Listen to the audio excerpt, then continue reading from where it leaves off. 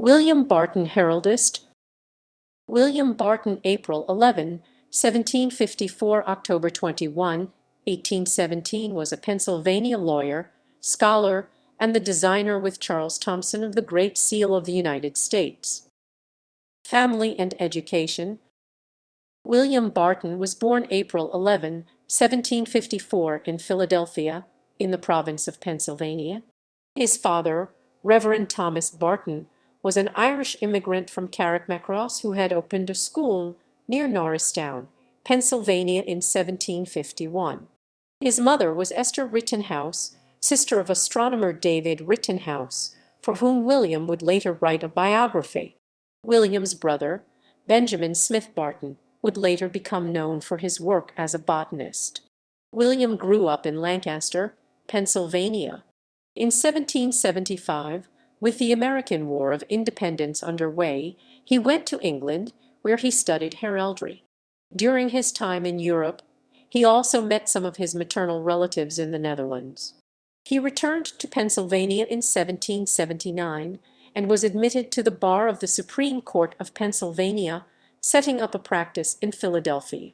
In 1781, he married Elizabeth Reed, niece of Continental Congressman Jonathan Bayard Smith. They had 5 daughters and 4 sons, including botanist William P.C. Barton. It was also in 1781 that Barton published observations on the nature and use of paper credit.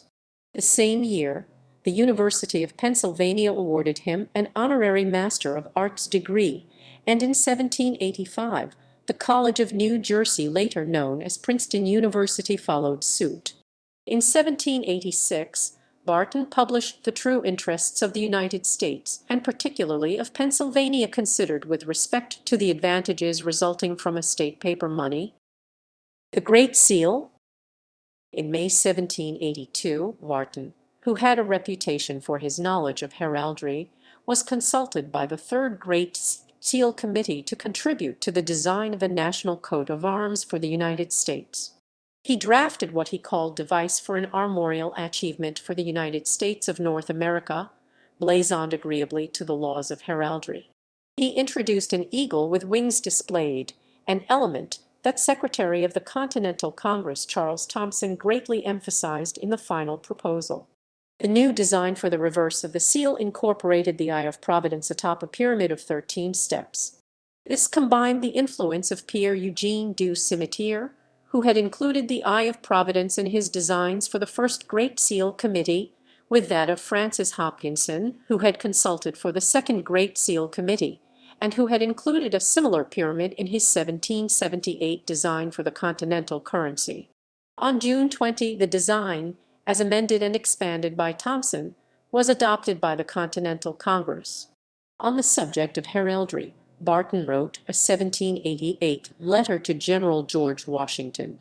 "I am likewise persuaded, sir, that blazonry not only merits the notice of an inquisitive mind, viewed merely as a speculative science, but that coat armor, the object of it, may be rendered conducive to both public and private cases of considerable importance in this infant nation, now rising into greatness." In 1789, Washington, who had meanwhile been elected president, nominated Barton as a judge of the Western Territory. Barton declined the appointment. Later publications. In 1787, Barton was elected to Benjamin Franklin's American Philosophical Society. In 1791, his uncle, David Rittenhouse, became the Society's second president after Franklin's death in 1790. By 1800, William moved back to Lancaster. In 1802, he published a lengthy treatise entitled A Dissertation on the Freedom of Navigation and Maritime Commerce, and such rights of states relative thereto, as are founded on the law of nations. He dedicated this work to Thomas Jefferson, who was the President of the United States at the time, as well as the President of the American Philosophical Society. In 1813, he published Memoirs of the Life of David Rittenhouse. Jefferson had already subscribed for 6 copies.